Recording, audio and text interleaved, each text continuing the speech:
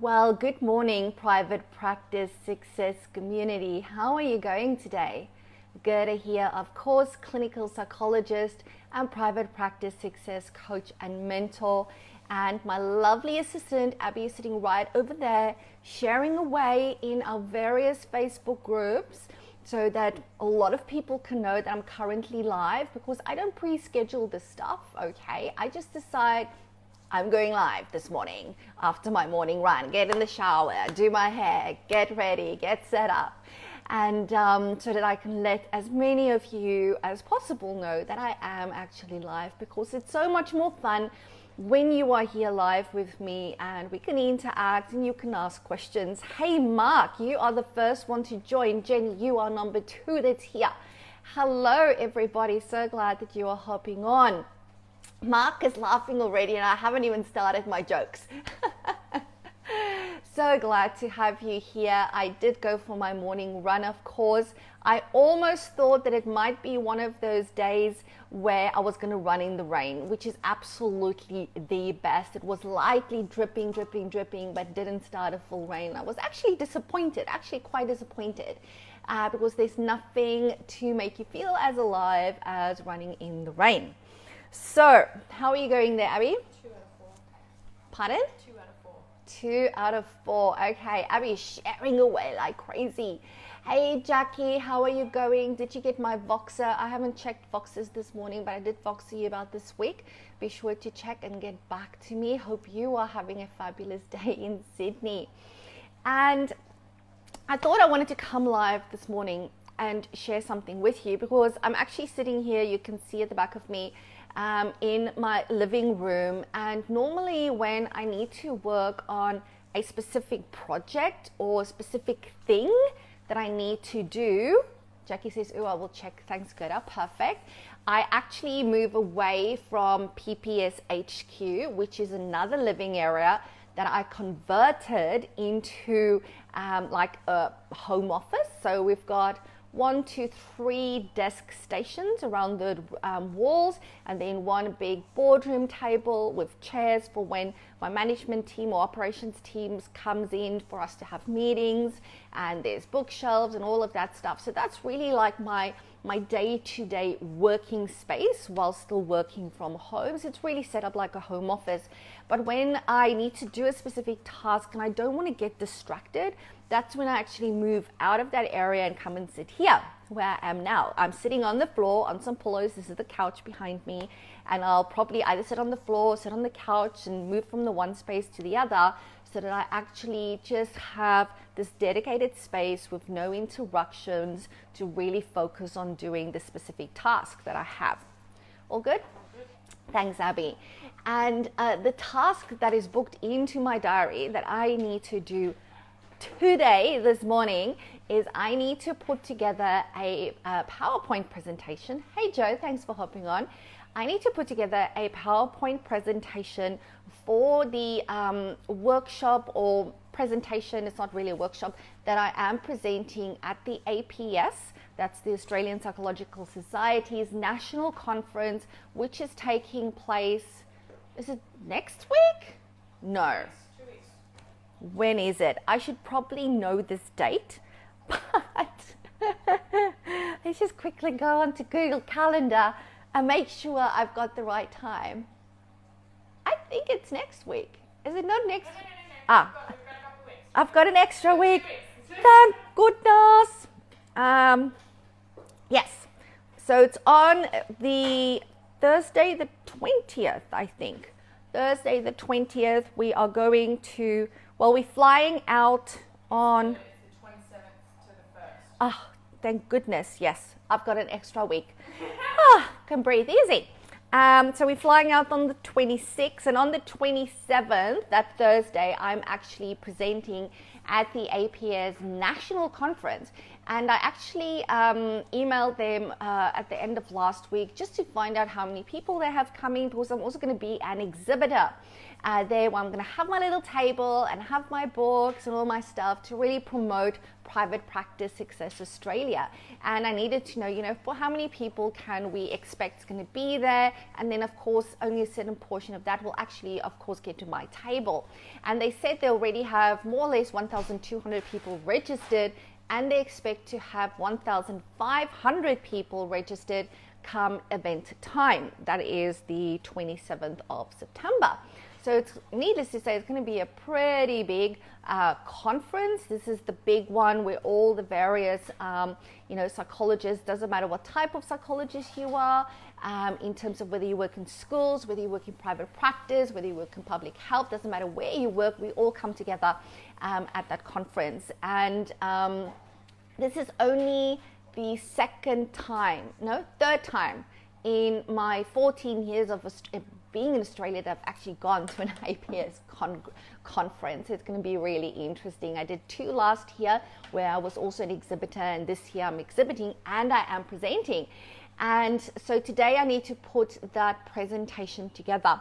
And I thought, what better way to get into the headspace of marketing, because that is the topic that I'm talking on, than to go live and talk to you guys about marketing and really get my head into that space of talking all things marketing. So I can't tell you word for word the title that's on the program for me, but it is a how-to session in terms of how to market your private practice, but from an ethical and values-based perspective, i.e. so that you don't feel like a bloody icky salesperson, trying to sell somebody, like these people that call you at night, telemarketers trying to sell you stuff. You don't want to sound like that, you don't want to feel like that, but you still want to market your private practice, because if you don't market it, you can't have clients, right? So I need to put that presentation together today. And an interesting fact, why I need to get in the right mindset as well, is when I submitted my abstract for the conference. So you guys might know, of course, that if you want to speak at an event, you submit an abstract. The whatever organizing committee will look at it and then decide whether this is actually in line with the scope of the conference, blah, blah, blah, etc., etc. And I sent in my abstract, which I probably typed up in like 10 minutes, and they sent it back to me, and they said that it is not scientific enough for the community where it's going to be presented. Okay, not scientific enough. So, needless to say, that triggered my rebellious child inside, and then I went, really? Not scientific enough? This is a how-to session. It's part of the how-to sessions. And I personally, and that's just me, I personally hate presentations, which is all about the research. I know research is important. But for me as a private practice psychologist, I want to know, okay, you've done the research.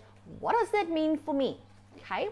You don't have to convince me with the research. Just tell me there was research, it was evidence-based, what was the outcome, and how do I use this to impact the lives of the clients that I see in private practice. Okay, so I like personally to take the fluff out of stuff, to take the jargon out of stuff and just go, this is what you need to do. This is how it works. And obviously my style isn't very scientific. As you guys know, I've got very little filters. So of course I hopped into my inner circle, my 12-month inner circle group, and I went blah, blah, blah, blah. And I washed out my mouth in there about, my rebellious child was being triggered. Ain't my stuff way of talking good enough? And of course they just reflected nicely that, Gerda, you've been triggered. Do you want to present there? If so, you're going to have to redo this. And that's the beauty of having a community like the Inner Circle, where they can actually sometimes mentor and coach me, actually. So I waited until the deadline day to rewrite that submission. And I just went, okay, good. I just put on your university hat, put on your master student hat, because that's the last time I was at university, and try and be really academic and scientific. And I went, okay, I'm going to be the little adaptive child now, and I'm using transactional analysis terms because I'm psychodynamically trained and I love transactional analysis. And I put that little hat on as well, and I wrote it, and they accepted it, of course, yes. So I towed the line, and I will be speaking in one of the how-to sessions. However, nobody can control what it's going to sound like or look like on the day. Abby is sitting here working away on a laptop. I was actually thinking on my run this morning, I'm going to play music.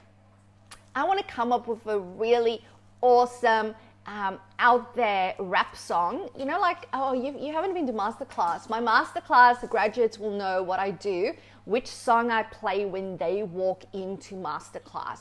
And I thought, I want to play potentially that one or something better.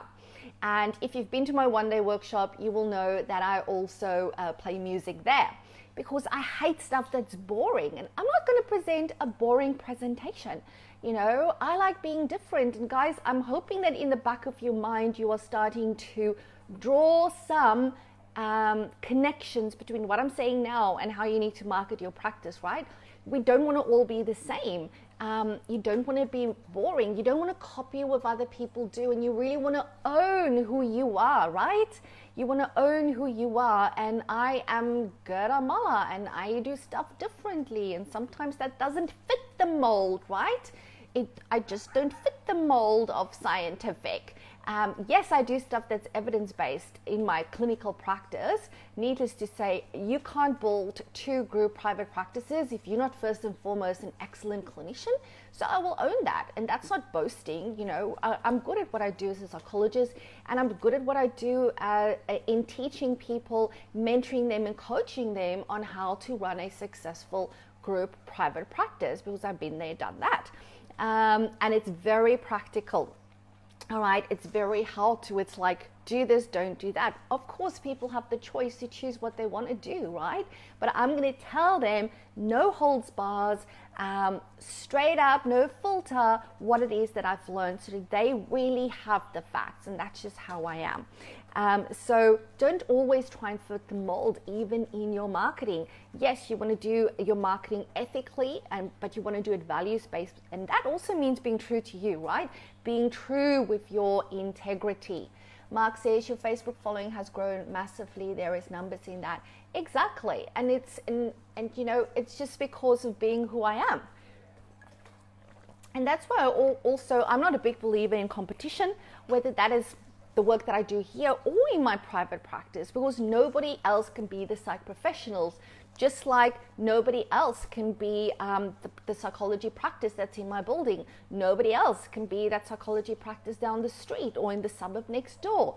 We each bring our different flavor into our marketing, into our branding, into how we talk about what we do. And it's when you try and do what other people are doing, that's when you're going to lose. Okay, you only win by owning, and when I say win, I mean you're going to be successful by staying in your lane and staying focused on, this is who I am, this is my vision, this is why I'm doing this stuff, this is my purpose, this is the team and the practice that I want to create, this is the impact I want to have on the community, and I'm going to do it my way, whilst doing it, of course, according to the ethical guidelines and the APRA rules and regulations, but I'm going to still own who I am, okay, and be really true to that. And that is what makes you stand out from everybody else. And the more you can do that with confidence and conviction, the easier it becomes. All right, and the more people believe in you, and when people believe in you, guess what? They start to trust you. And guess what? That's when they start to say yes to booking in and having a session with you, or yes to recommending you to their friends and family, and yes to bringing their kids to come and see you, or saying yes to actually trusting you with their marriage that's breaking down. It's so important to be true to who you are. Hey Maria, how are you going? It seems from Facebook tells me and the photos that you are having one fabulous time at the moment here in Queensland, and why would you not? So anyway, I am prepping, well, I need to prep my PowerPoint presentation, and it's like PowerPoint. I don't potentially like slides, but I'm going to do my best to have an amazing PowerPoint presentation and be really creative. But I'm going to have my music, and I'm just going to pitch up there on the day and be me in terms of the way that I'm going to present it, because it is part of the how-to sessions. It is the topic that I'm so passionate about, and that's just how it is. So what is then that absolute best marketing strategy that I have in the title? Well, it is actually not the strategy that you are thinking of, which is probably more a tactic. So a lot of times people, when they talk about, oh, how do I do marketing? How do I get more clients? How do I get more of my ideal clients? Maybe I get a lot of a certain type of clients, but they're not my ideal clients. How do I get more of those? And then people often get stuck into tactics, into, do I send more flowers? Where do I do a meet and greet? Those tactics. Whereas really, the most important marketing strategy starts in your mind, in your mindset, and the way that you think about marketing. If you are one of those people that when you say or think or read or hear the word marketing, you equate that to selling, guess what's going to happen? You're going to feel uncomfortable, okay? You're going to feel uneasy. You're going to go, oh, I don't want to do that. Why? Because you equate it to selling, all right? So it's so important to reframe your thinking around marketing.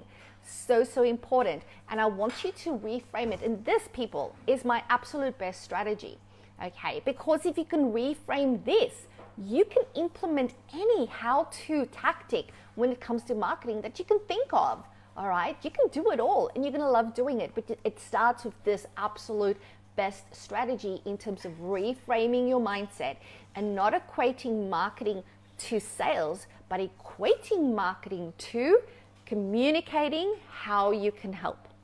That's all you're doing, okay? You're communicating how you can help. You're telling people how you can help their child that's being bullied at school. You are telling people how you can help them deal with that bully at work that's causing them all that stress. You are telling GPs how you can help that patient of theirs that's been struggling with an eating disorder for the last 20 years and is still not where they need to be and is still struggling. Unless you can communicate that to them, and again, communicate it with purpose, with passion, with conviction, you can't do the work that you're trained to do, okay? And guys, we spend 4, 5, 6, irrespective, dependent, that's the word, on the type of allied health professional you are. You spend so much time, at university, training, doing exams, case studies, doing practical hours and internships and placements to do this work. And it's so important that you need to hang on to that purpose, that drive that has gotten you through 4, 5, 6 years of university training, to stick through it, to jump through all those bloody hoops that you need to jump through to get registered. Okay, you need to hang on to that motivation and go, now when I truly am ready to do that purpose work, I need to start telling people about it. And that's all that marketing is. It's communication. It's the same for me in what I do in private practice success, or for some of my practice owners that's currently venturing into online courses and building their own brands like I have done through Private Practice Success Australia. It's about learning to tell people, being okay to tell people how I can help. So I tell people about how I can help them to market their practice, right? I'm doing that now by giving value and pitching up and saying, this is what I recommend, this is what I encourage you to do based on what I've learned. Unless I do this, unless I show up, whether it's on a live stream, whether it's through a Facebook post, whether it's through an email, whether it's through a LinkedIn article, unless I communicate to you how I can help you build, expand, grow, develop your private practice, you're never going to know I exist. And the same is true for you in private practice. Okay, and this is true for you if you're a brand new practice owner, just starting out your private practice, or if you are a group practice owner and you've got a whole group of clinicians whose diaries you need to fill. Or maybe you are a practice owner that's trying to move from a certain niche area in your practice to another niche area. It's really important that you do get comfortable with communicating how you can help. Hey Joni, so awesome seeing you on here. I haven't seen you on a live stream for quite some time. You will have to listen to the first part. It was brilliant, bloody brilliant if I say so myself. So that, people, is my absolute best strategy. Start in the head, reframe marketing to not equaling sales, but to equaling how I can help people, communicating how I can help people and getting my message out there. All right. And then, just because I like to give value, I'm going to give you a second awesome thing. Not only do you need to communicate to people how you can help, you need to do it consistently, okay? Consistently. You want to be front of mind. Doing one flyer, one brochure, one meet and greet, one Facebook Live, one post a month on your Facebook page ain't gonna cut it. It just ain't gonna cut it. It's not enough. There needs to be that recency of visibility, okay? So if you're gonna do a lot of stuff on Facebook, you want to make sure that people regularly see your name and your brand. So for example, what I do when we post up, for example, a blog on the Psych Professionals website, we will of course share that. And I think Chelsea actually shared one this morning, my principal will share it on the Psych Professionals Facebook page. If I read that, because I wouldn't have read it before, and I go, oh, that's an awesome blog, I love it. What I will do is that I will boost that on Facebook, through Facebook, the Business Manager app, and I will boost it for $5 a day for the next 3 days, okay? And that is just for brand awareness, because I would target, of course, our local area. So we'll put in a postcode for Loganholme and Capalaba, and to target people within 10-kilometer radius from that location. So I know it's people physically living in that area. And sometimes, let's say if it's about parenting and stuff like that, no worries, Jackie, glad to have you here. If it's around parenting, I would even be more specific with the targeting and target and tell Facebook, only show this to parents with kids between these ages, let's say 13 and 18, if it's a blog about teenagers in our local area. And you know, sometimes there will be a call to action and sometimes it won't. But it is about brand awareness, getting the name, the Psych Professionals out there on a regular basis in people's news feed, giving them value, okay? Giving them value. So important. So first of all, right mindset. Secondly, once you've gotten the right mindset that marketing is an awesome thing, it's a great thing, and it's a privilege actually, and to be telling people how you can help them and their patients if it's referring doctors or pediatricians, psychiatrists, and then you want to do it consistently. So important. Now, if there's anybody on here that has a question for me, I don't see any questions. Everybody's just been listening. Hey, Divya, welcome. Thanks for hopping on. I am just about at the end of the live stream, though. You will have to go and watch on Facebook. I'm just looking here at my laptop because sometimes I can't see all the comments on the phone. So it's always good to have a look on the laptop and see if I've missed any. All right. So guys, as I wait for maybe a few more comments, hey Claudia, how are you? Excellent. Definitely watch the first because I've just come to the end of it. What I wanted to let you know is, you know, people often ask me tactics. So we've just spoken about two strategies, the mindset and consistency when it comes to marketing. And people often ask me a tactical question around social media. Now, I know that, hey Frank, thanks for hopping on. There's a lot. Maria says, must head off now. Yes, perfect. Enjoy your holiday here in sunny Queensland, Maria. You know, a tactic that I do want to share with you is a quick note on Facebook. People often ask me about it because there's a lot of fear around Facebook, that type of thing. You know, the short answer is, if you've got a private practice, you need to have a Facebook page. All right. These days, if you don't have a Facebook page, people on Facebook, people's going to think you're dodgy. Okay. It's like you don't exist. It's the same if you don't have a website. So when a doctor gives a client a referral to you, all right, and it says go and see Gerda at the Psych Professionals, for example, what's the first thing you think that patient's going to do? Because they're curious. They want to know who you are, what you look like. So they're going to Google you, okay? If they don't find a website first and foremost, they might go, that's a bit odd. Can this person be really good if they don't have a website? And then they might jump onto Facebook and go, let's see if they've got a Facebook page at least.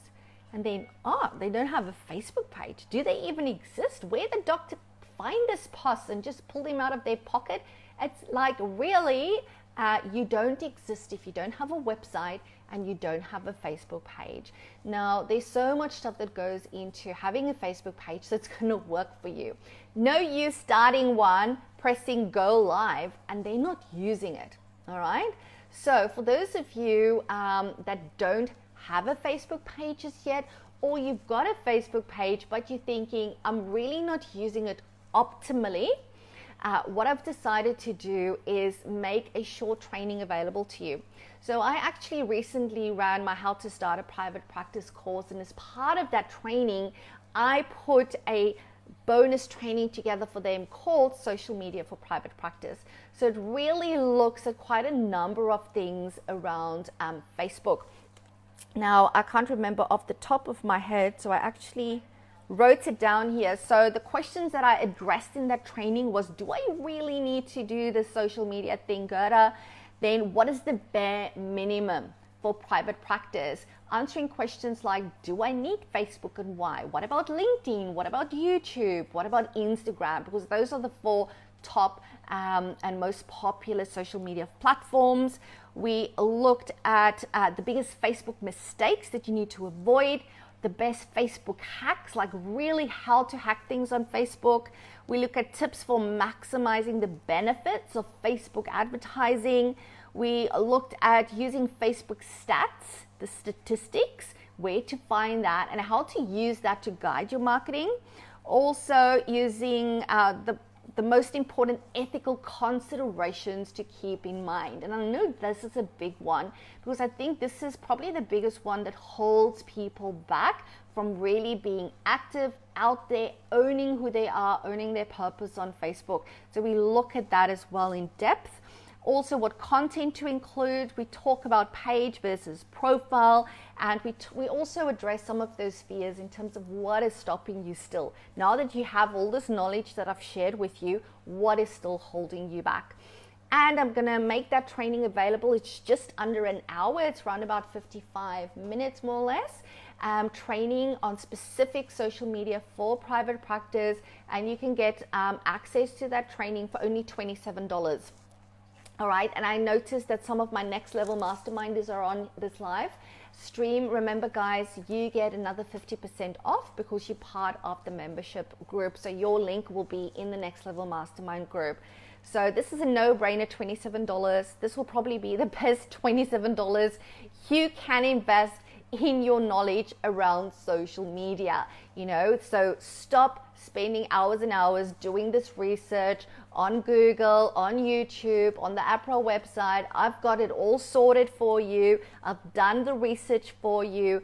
It is in the training for $27. That's crazy. But I really want to make this as easy as possible, okay? Because it's so important for you to use this amazing resource that we have in Facebook and social media in general to get out there.